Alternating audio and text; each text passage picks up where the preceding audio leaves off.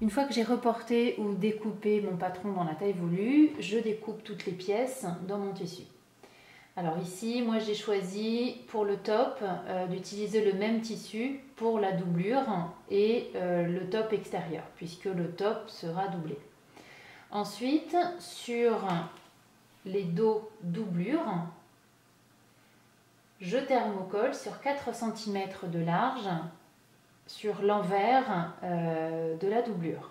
Donc ça servira à soutenir un peu le tissu, puisqu'à cet endroit-là se trouveront soit les boutonnières, soit les boutons pression. Puis une fois que mes pièces sont prêtes, là je suis venue positionner dos et devant doublure d'un côté, dos et devant tissu de l'autre. Je les ai positionnés endroit contre endroit, j'ai piqué les épaules à 1 cm, puis j'ai ouvert les coutures au fer. Ensuite, si j'ai choisi de mettre des empiècements, c'est maintenant que je vais venir les fixer. Alors, moi sur mon empiècement, j'ai décidé de mettre un passepoil. Donc la partie la plus courbe, celle-ci, la plus grande, la plus longue, c'est celle qui va s'assembler sur mon top. Donc je vais fixer ici un passepoil. Donc je le positionne endroit contre endroit.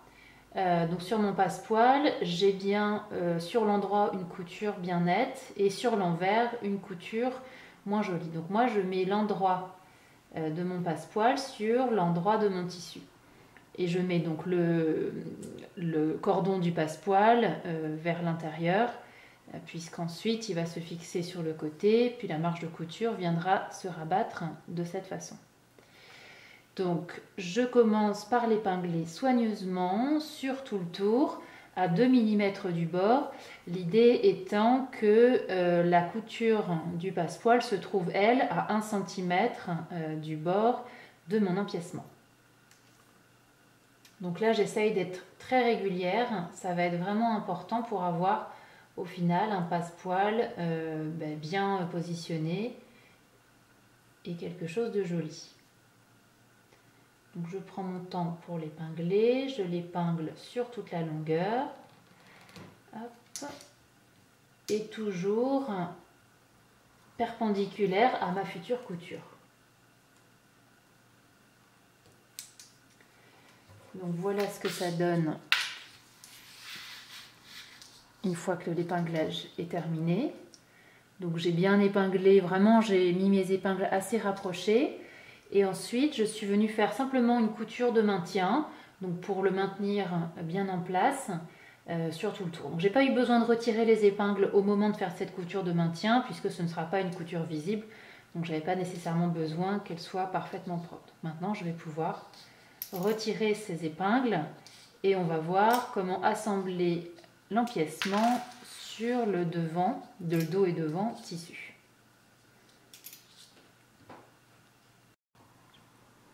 Ensuite, mon empiècement, je vais venir le positionner endroit contre endroit sur mon top tissu. Donc je commence par repérer le cran qui va correspondre à la couture d'épaule, donc il est à peu près au milieu de l'empiècement, voilà, il est là. Et je repère le devant et le dos de mon empiècement. Donc sur le devant, j'ai 2 crans relativement espacés, enfin de 5 cm à peu près, donc un là et un là. Donc ça c'est mon cran d'épaule. Et sur le dos, je n'en ai qu'un. Donc je vais bien pouvoir venir le positionner de cette façon, donc endroit contre endroit. Et là, je mets quelques épingles, je les mets bien bord à bord. J'épingle au niveau des crans.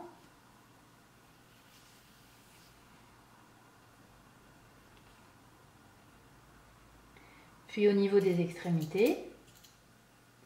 Et entre les deux, je peux répartir plus d'épingles si ça peut m'aider. Toujours perpendiculaire à ma future couture.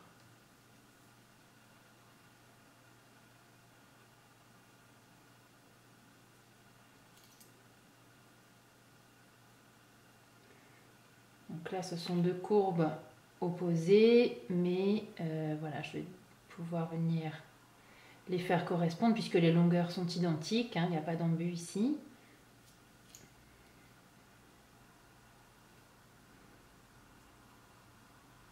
Voilà, donc je continue cet épinglage sur tout le tour.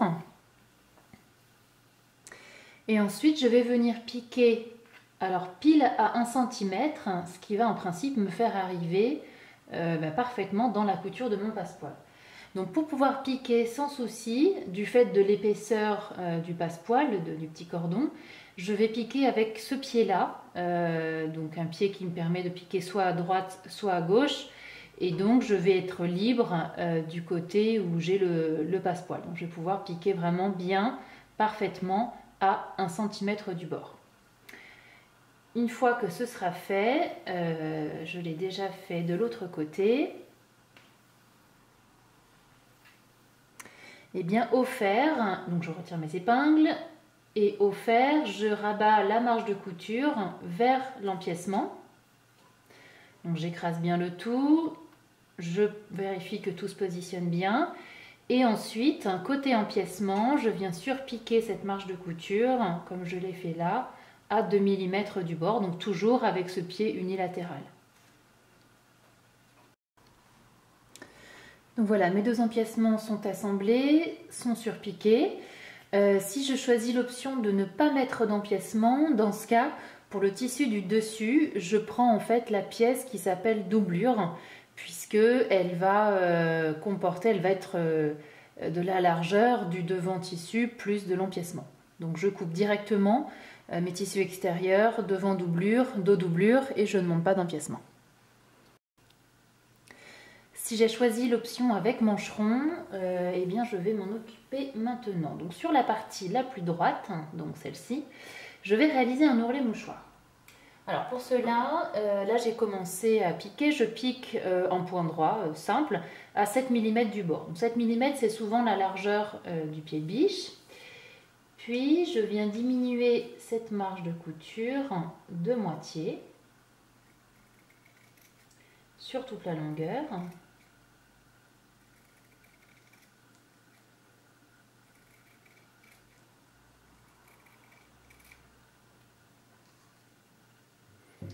Et ensuite, vers l'envers de mon mancheron, je vais venir rouler. Donc je peux humidifier mes doigts.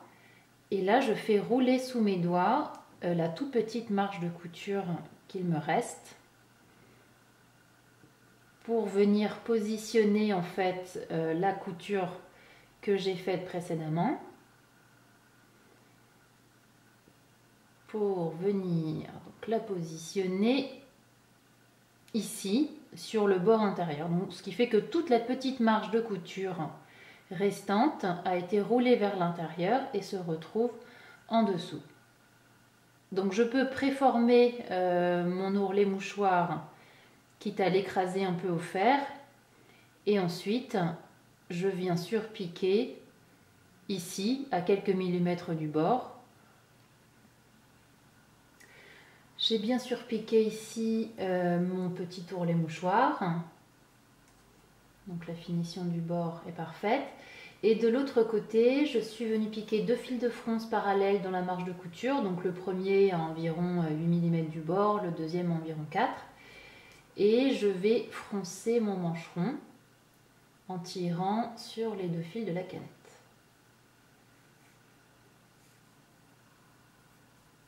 Donc j'essaye de répartir à peu près les fronces sur tout le tour, que ce ne soit pas non plus trop froncé. Et maintenant, je vais pouvoir venir le fixer sur mon top tissu, qu'il comporte un empiècement ou non.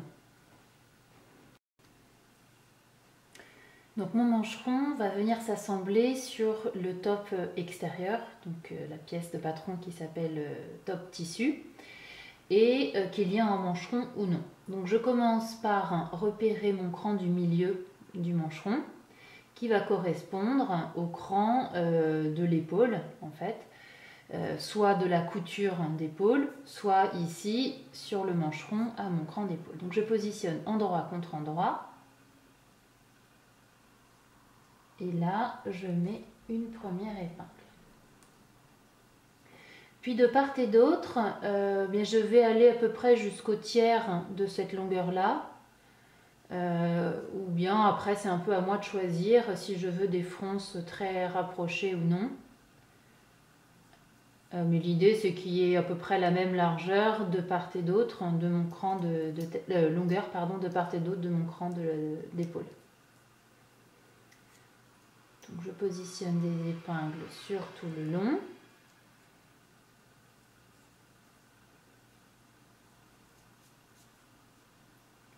Et ensuite je vais venir piquer à 5 mm du bord, simplement pour assembler mon mancheron, enfin le maintenir bien en place. Et en assemblant les manches, je piquerai de toute façon à 1 cm. Donc pour le moment, simplement une couture de maintien à 5 mm du bord. Alors moi sur cette version, j'ai décidé de ne pas mettre de mancheron. Donc que j'en mette ou non, les étapes suivantes seront identiques. Et juste une petite chose, si je voulais mettre un mancheron, donc là j'aurais piqué comme je vous le disais à 5 mm, j'aurais pu ensuite retirer mes épingles et pour qu'il ne me gêne pas pour la suite, là j'aurais pu mettre quelques épingles ici simplement pour le maintenir bien en place côté encolure. Maintenant je vais venir assembler mon top tissu et mon top doublure et par la même occasion faire la finition de la patte de boutonnage et de l'encolure. Donc je les positionne endroit contre endroit. Et là, je fais correspondre tout ce qui doit correspondre, donc les angles, les différentes longueurs, tout ça semble parfaitement puisque ce sont exactement les mêmes pièces à cet endroit-là. Et je positionne ici autant d'épingles que souhaité pour bien maintenir tout ça bord à bord. Voilà, là sur l'épaule, j'ai les deux coutures d'épaule qui se superposent. Sur le milieu devant, je retrouve mes deux crans puisque ces pièces étaient coupées au pli. Donc je marque toujours le pli d'une pièce au moyen d'un cran pour repérer son milieu. Donc c'est un repère de montage, un cran c'est ça, c'est une fente de quelques millimètres dans la marge de couture. Et pareil de l'autre côté. Ensuite je vais venir piquer d'un seul tenant à 1 cm sur tout le tour.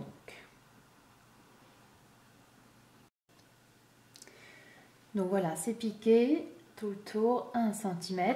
Et maintenant, je vais venir diminuer la marge de couture sur tout le tour de l'encolure de moitié.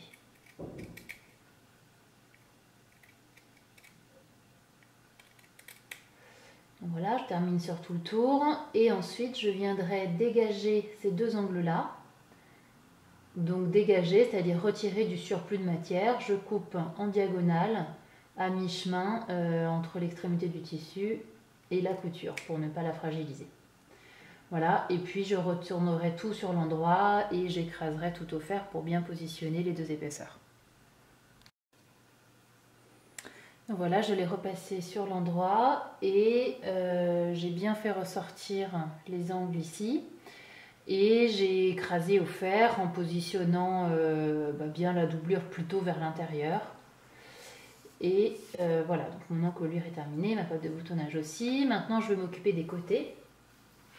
Donc, je vais les positionner deux à deux et endroit contre endroit. Donc là, je fais correspondre le dos et le devant de la partie tissu. Je superpose les passepoils qui doivent se retrouver au même niveau. Je mets des épingles. Et je viens piquer à 1 cm. Donc ça c'est tissu et doublure de la même façon. Donc là aussi, endroit contre endroit. Donc pareil, quelques épingles. Je pique à 1 cm. Je fais pareil donc de l'autre côté évidemment. Et au fer, je viendrai ouvrir ces coutures avant de tout repositionner correctement sur l'endroit.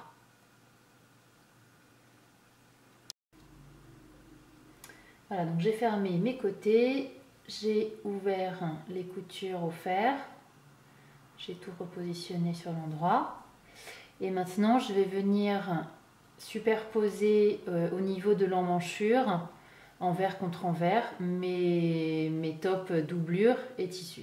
Donc je positionne des épingles, je fais correspondre le cran de l'épaule avec la couture de l'épaule, cran de l'épaule du mancheron avec la couture de l'empiècement avec la couture de l'épaule de la doublure, les coutures des côtés. L'idée c'est vraiment de les positionner bord à bord pour éviter que ça ne bouge au moment d'assembler les manches.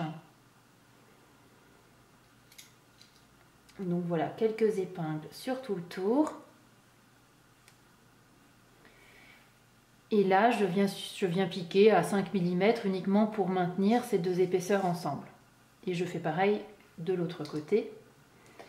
Ainsi que sur le bas du top. Donc là, de la même façon.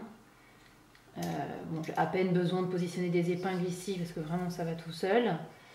Et je vais piquer sur tout le tour tout en superposant, en positionnant le côté gauche par-dessus le côté droit.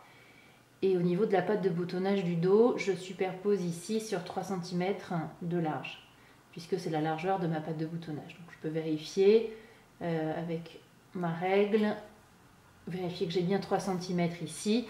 Et là, je pique à 5 mm sur tout le tour pour maintenir mes deux épaisseurs bien bord à bord. Voilà, donc c'est piqué au niveau des emmanchures à 5 mm et au niveau du bas du top. Donc tissu et doublure sont bien maintenus superposés. Maintenant, on va passer à la jupe et aux manches. Maintenant, je viens fermer les deux manches et les deux jupes, dos et devant. Je les assemble avec la technique de la couture anglaise. Donc la couture anglaise, ça se fait en deux temps. La première étape, ça consiste à piquer envers contre envers à 5 mm du bord. Donc ce que j'ai déjà fait là. Donc là, moi j'ai fait un point à ma surjeteuse, c'est pas nécessaire, mais je trouve ça pratique parce qu'avec 3 fils, ça pique directement à 5 mm du bord et ça recoupe les effilochures en une seule fois.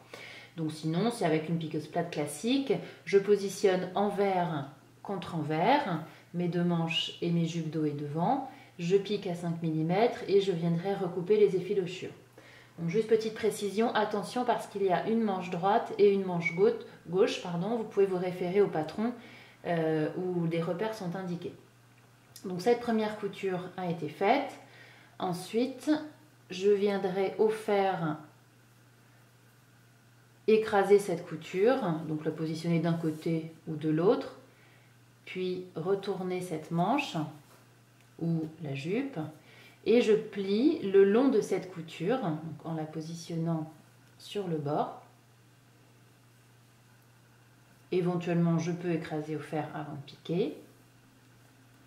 Et là, je viens renfermer ma marge de couture précédente dans une autre couture en piquant ici à 8 mm du bord. Donc là, je pique nécessairement avec ma piqueuse plate.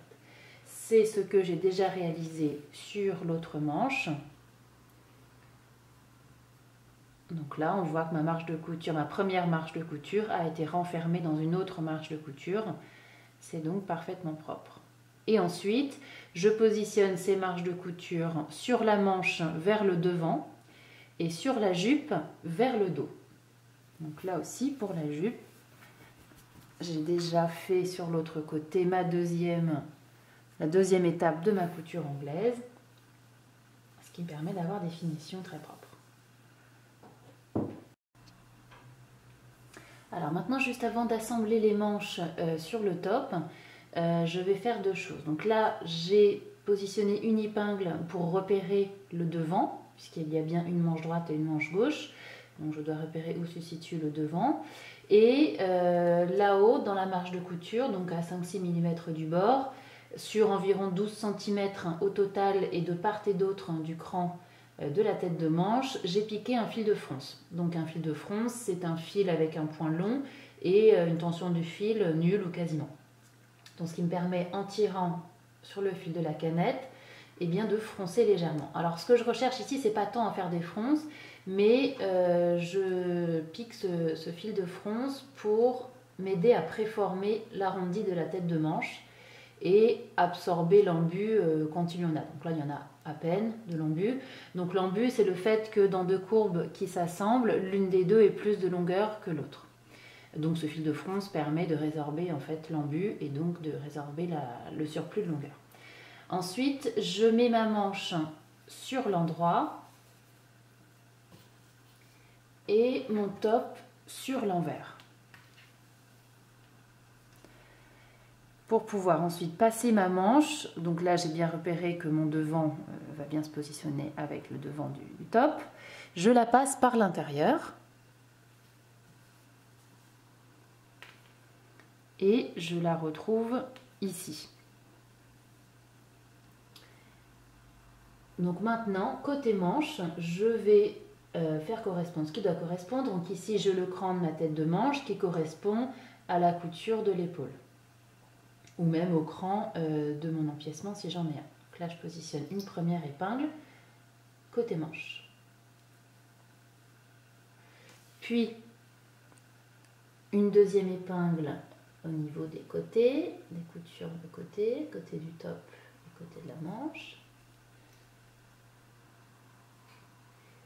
Et entre les deux, eh bien, ça va quasiment tout seul. Je positionne plusieurs épingles, donc je ne tire pas sur la manche, hein, je la laisse aller. Ici, donc grâce à mon fil de fronce, ça m'aide à mieux positionner la manche puisque l'arrondi est préformé. Voilà, j'essaye de ne pas créer de plis. Et je positionne autant d'épingles que souhaité. Une fois que c'est fait, je vais pouvoir venir piquer à 1 cm pour assembler la manche au top.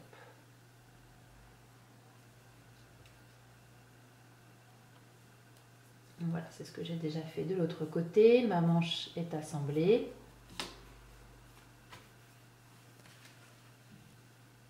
Voilà, ça tombe bien. Et dernière chose, pour terminer joliment l'intérieur, ici, soit j'ai une surjeteuse et dans ce cas, je viens surjeter tout le tour, soit sinon, avec une piqueuse plate classique, je peux couper d'abord les effilochures, puis réaliser un point zigzag pour finir un peu plus proprement mes coutures d'emmanchure. Ensuite, je vais m'intéresser à la jupe. Alors, j'ai piqué là déjà 2 fils de fronce parallèles dans la marge de couture. Donc, le premier à 8 mm du bord environ, le deuxième à 4 mm. J'en ai piqué 2 devant et 2 au dos. Ce sera plus simple pour pouvoir froncer. Ensuite, je mets ma jupe sur l'envers. Donc là, j'ai pas de différence entre le dos et le devant, elles sont identiques. Et à l'intérieur de la jupe, je vais passer mon top en le laissant lui sur l'endroit. Donc ça me permet de positionner endroit contre endroit le top avec la jupe. Et là, je fais correspondre ce qui doit correspondre, donc à savoir les coutures des côtés. Je positionne une première épingle. Les milieux de chacune des pièces. Donc comme il s'agissait de pièces coupées au pli, j'avais noté l'emplacement du pli, donc du milieu au moyen d'un cran, comme on voit ici, une petite fente dans la marge de couture, que je retrouve là. Donc là, une deuxième épingle.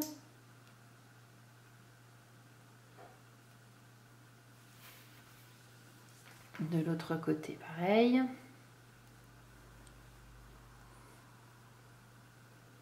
Couture de côté.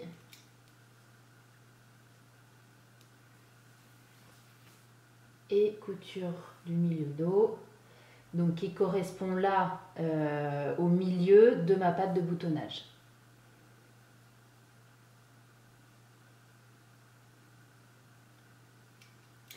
Et entre ces épingles, eh bien, je vais tirer sur les fils de fronce de la jupe pour faire se correspondre les longueurs. Donc là, je retrouve mes fils de canette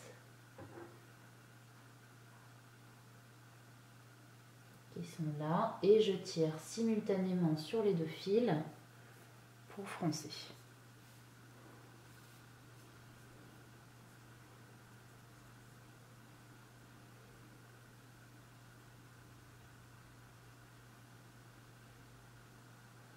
Voilà, les longueurs se correspondent et maintenant je peux positionner des épingles sur tout le tour.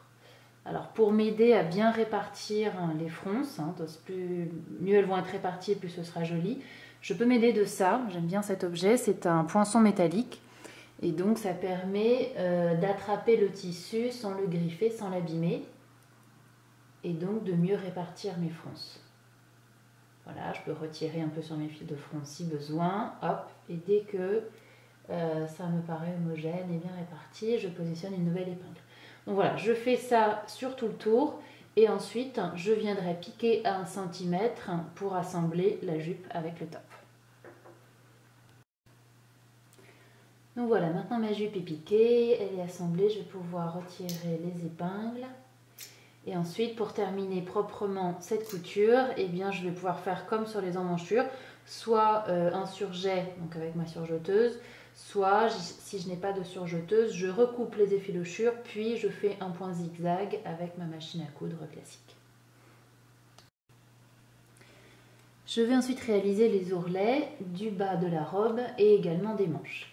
Donc là, j'ai en tout 1,5 cm d'ourlet, donc je vais pouvoir faire un double rentré de 0,7 une première fois et de 0,7 une deuxième fois.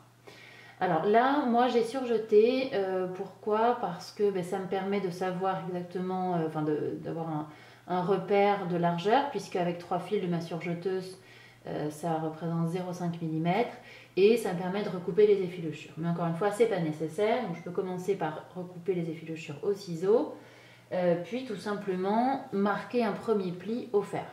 Alors je peux éventuellement me servir de mon couturomètre, donc ça c'est un petit couturomètre que j'ai fabriqué sur un morceau de carton, ça me permet de pouvoir repasser directement dessus, ce que je ne peux pas faire avec ma règle japonaise en plastique. Donc voilà, je me mets à plat sur ma table à repasser, je plie mon tissu, je marque le pli au fer et je déplace petit à petit mon couturomètre. Donc là j'ai marqué un premier repli, puis je vais replier de la même largeur. Et là, directement, je n'ai pas besoin forcément de le marquer au fer puisque c'est tout droit. Directement, je vais piquer à 5 mm du bord pour terminer cet ourlet. Puis sur les manches, alors là c'est à peu près pareil. Sur les manches, donc là je commence avec ma manche, je me mets sur l'envers pour pouvoir replier de façon visible. Donc je replie de la même façon sur 0,7. Donc là je peux le faire pareil, soit à l'œil, soit pourquoi pas avec un petit couturomètre.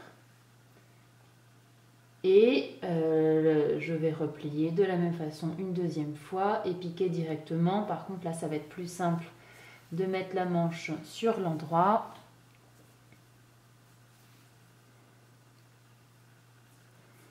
Pour donc replier. Et là directement sous mon pied de biche, je continue à plier petit à petit et je pique à 0,5. Donc c'est ce qui a été fait déjà sur l'autre manche. Donc voilà, c'est un ourlet simple qui permet simplement de finir proprement puisqu'il n'y a aucun fil apparent à part celui de la surpiqûre. Donc voilà ce que ça donne une fois que l'ourlet est piqué. Je l'ai repassé soigneusement. Et maintenant, dernière chose pour terminer ma petite robe, je viens alors soit réaliser des boutonnières, soit bien positionner des boutons pression. Sur le côté gauche donc, de ma pâte de boutonnage, je réaliserai mes boutonnières verticales ou horizontales, ça c'est un petit peu comme vous préférez. Et je commence là-haut à 1 cm du bord environ. Et je positionne en tout 3 boutons, donc je répartis les 2 autres, le dernier à peu près à 2 cm du bas et le 3e bouton au milieu. Et voilà, maintenant c'est terminé, j'espère que ça vous a plu. Dans cette vidéo, je vais vous montrer comment réaliser une bouton d'or sans manche. Alors, première chose à faire, je suis les étapes 1 à 5 incluses de la version bouton d'or avec manche. Donc une fois arrivé à la 5e, j'en suis là. Et là pour la version sans manche, donc je ne retourne pas mon top sur l'endroit, je le laisse sur l'envers et je m'intéresse aux emmanchures. Donc je les positionne bien bord à bord, les morceaux sont identiques, donc que j'ai choisi la version avec ou sans empiècement et avec ou sans mancheron, ce sera pareil. Donc je les positionne bien bord à bord au niveau des emmanchures. J'épingle sur tout le tour.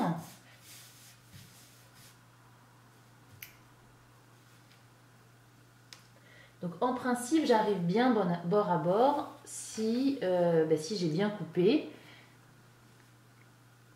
mon tissu et si ça n'a pas bougé au moment de la coupe. Il peut y avoir parfois des petits décalages. Le plus important sera de les laisser bien à plat, bien superposés pour que ni l'un ni l'autre ne gondole.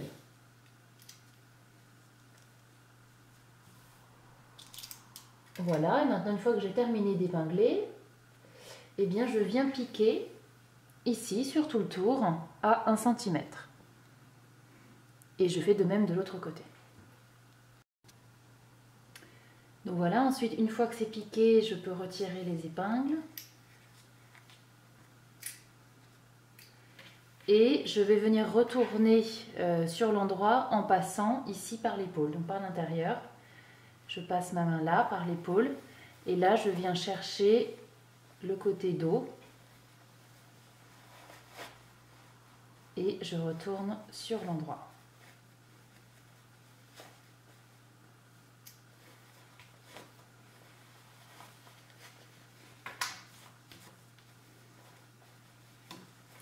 Donc là, je repositionne correctement l'ensemble. Je fais ressortir l'angle de ma patte de boutonnage au dos. Donc moi, j'ai choisi ici la version sans empiècement et avec froufrou. Je repasse soigneusement. Et ensuite, on va voir... donc je fais pareil de l'autre côté. Et ensuite, on va voir comment fermer les côtés. Donc voilà, à l'aide de mon fer à repasser, je suis venue bien tout repositionner. Je fais attention principalement au niveau de l'encolure à ce que le tissu, enfin la doublure roule plutôt vers l'intérieur. Et maintenant, je vais fermer les côtés. Donc je les superpose endroit contre endroit, le côté droit puis le côté gauche. Je fais correspondre les extrémités et la couture. Et je rabats les marges de couture vers la doublure. Donc là, quelques épingles. Et je pique à 1 cm, côté droit puis côté gauche.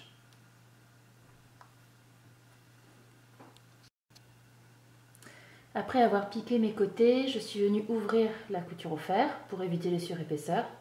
J'ai rabattu, j'ai repassé et maintenant je vais bien superposer tissu et doublure. Donc encore une fois, ce sont les mêmes longueurs, donc a priori j'ai les mêmes dimensions. Mais il se peut qu'au moment de couper mon tissu, ça ait un peu bougé. Voilà, comme là, par exemple, j'ai 2-3 mm de plus sur le tissu. Le principal étant de vraiment laisser aller le tissu pour ne pas avoir de gondolement. Donc, je mets quelques épingles sur tout le tour. Et au niveau du dos, je vais superposer le dos gauche par-dessus le dos droit sur 3 cm. Donc ici je dois avoir 3 cm, c'est donc la largeur de ma patte de boutonnage.